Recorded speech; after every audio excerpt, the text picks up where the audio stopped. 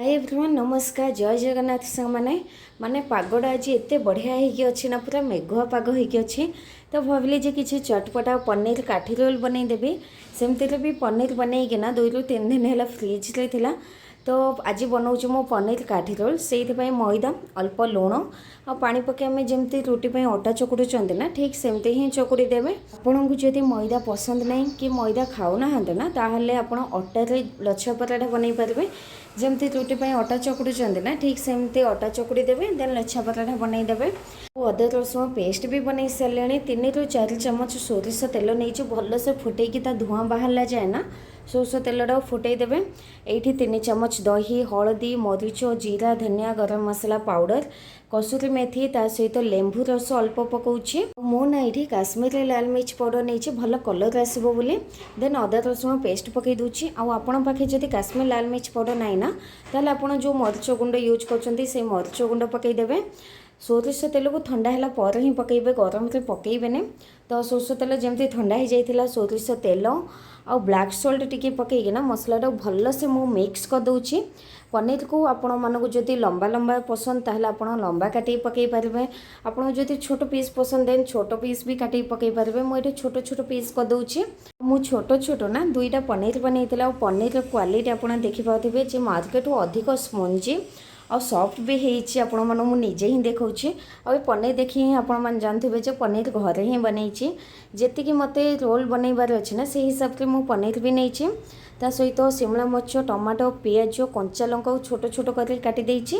किंतु पियाज शिमला मर्च लंबा लंबा ही काटे बहुत भल लगे खावाई।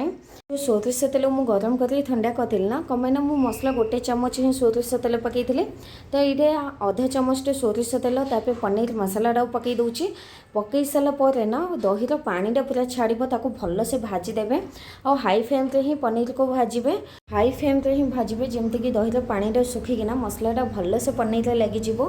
देन मुझे पियाज शिमला मर्च टमाटो पकई दूची आ छोट छोट जो काटी रखी ना कंचा लंका ताको भी पकई दूची 1 ରୁ 2 मिनट पे भाजबी कमाना परिवाटा टिके कंचा थिले ना बहुत भल लगे खाइबापी नहीं परिवाटा ना टिके पाटी की क्रंची लगुथिबो मते बहुत भल लगे आपन जदि भल लगेनी ताहले आपन परिवाटा ना सिझिला जे भल से भाजी देबे। सांग माने रोल पई तो पनीर मसाला हे गला किंतु ई रोटीटा बेलिले आसेना मु चोपाटा छाड़ी जाईची कमाइना एटा स्टील थिला आउ तेल लगे मु बेली देले आपन भूल भी मैदा रे तेल लगे बेलिबेनी अल्प सुखिला मैदा लगे ही रोटी को बेलिबे नहले तो खाली से मैदा खसुथिबो आपन बेली चलथिबे तो मैदा लगे ही बेलिबे। मु बाकी जो 2टा बनई ना लच्छा पराठा मु मैदा लगे बेलीची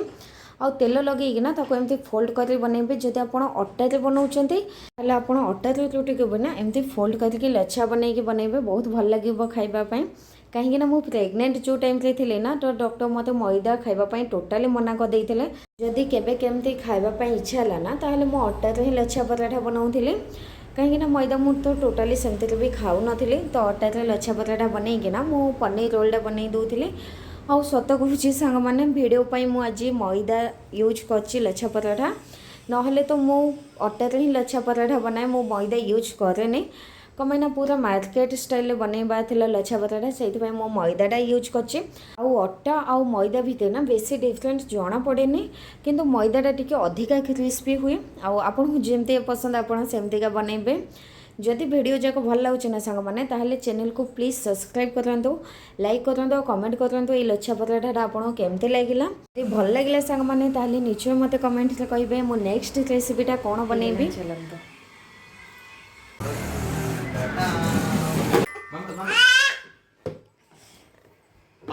नहीं अयो बाय बाय हाँ बाय बाय बाय बाय जय जगन्नाथ कर दो हाँ।